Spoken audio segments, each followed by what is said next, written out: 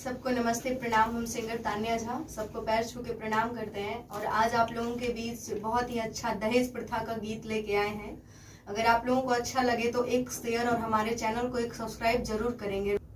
और जनती जे जारल जइबू आग में दहेज के, अब पाप नहीं करती हो बेटी ससुरा में भेज के, पाप नहीं करती हो बेटी ससुरा में भेज के, पाप नहीं करती हो बेटी।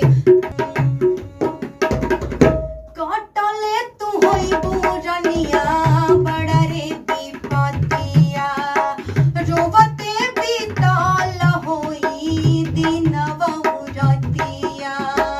कटले तू होई बुरनिया बड़ा रे विपतिया, रोवते बीतल होई दिनवा उरतिया।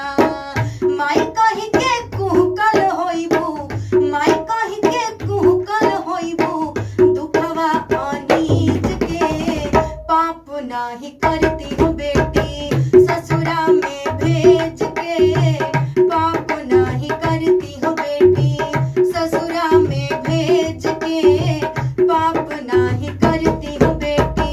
जनती जे जारल जइबू आग में दहेज के, जनती जे जारल जइबू आग में दहेज के, पाप नाही करती हो